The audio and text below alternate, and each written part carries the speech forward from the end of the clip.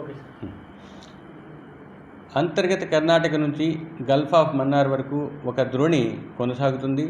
దీంతో పాటుగా సముద్రం మీద నుంచి వచ్చిన సవ్య దిశలో వీస్తున్న గాలుల వల్ల రాష్ట్రంలో రాబోయే 4 రోజులు కూడా చెదురుముదురుగా ఉరుములతో కూడిన మెరుపులతో కూడిన చిన్న చిన్న వర్షాలు ఉండే అవకాశం ఉంది. ముఖ్యంగా మొదటి రోజైన ఈరోజు ఉత్తర దక్షిణ కోస్తా జిల్లాల్లో 1-2 చోట్ల తేలికపాటి జల్లులు ఉరుములు కొనసాగే అవకాశం ఉంది.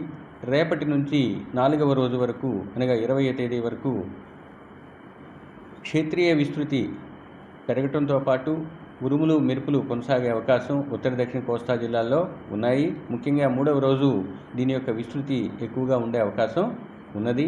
అయితే ఇవి సంవహన వర్షపాతాలు, అంటే వేడి భూ ఉపరితలం వేడెక్కిన తర్వాత సముద్ర ఉపరితలం నుంచి వీస్తున్న గాలుల వల్ల ఈ రెండు సంగమం వలన వర్షపాతం పడే అవకాశం ఉంది. ఇవి తక్కువ కాలం మాత్రమే కొనసాగే అవకాశం ఉంది. అంటే రోజులో 1 గంట 2 గంటలు మాత్రం వర్షాలు పడే అవకాశం ఉంది.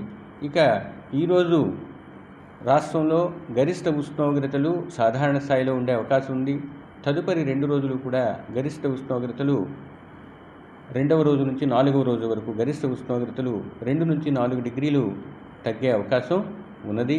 ఇక ఈదురుగాలులు ఈరోజు రేపు 30 నుంచి 40, గరిష్టంగా 50 కిలోమీటర్ల వేగంతో 1-2 చోట్ల వీచే అవకాశం కోస్తా జిల్లాల్లో ఉంది. మరియు 3వ రోజున 40 నుంచి 50, గరిష్టంగా 60 కిలోమీటర్ల వేగంతో ఈదురుగాలు వీచే అవకాశం ఉన్నది.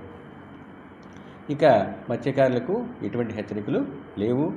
సంవహన వర్షపాతాలు ఉరుములు మెరుపులతో కూడిన వర్షాలతో, అంటే థండర్స్టార్మ్ లేదా ఉరుములతో ఉన్న వాతావరణానికి తీసుకోవాల్సిన జాగ్రత్తలు తీసుకోవాల్సిందిగా తెలియజేయడం జరిగింది. ముఖ్యంగా లూజ్ స్ట్రక్చర్స్, టాలెస్ట్ స్ట్రక్చర్స్ దగ్గర నిలబడకుండా జనాలు తమను తాము కాపాడుకోవాల్సిందిగా తెలియజేయడం జరిగింది.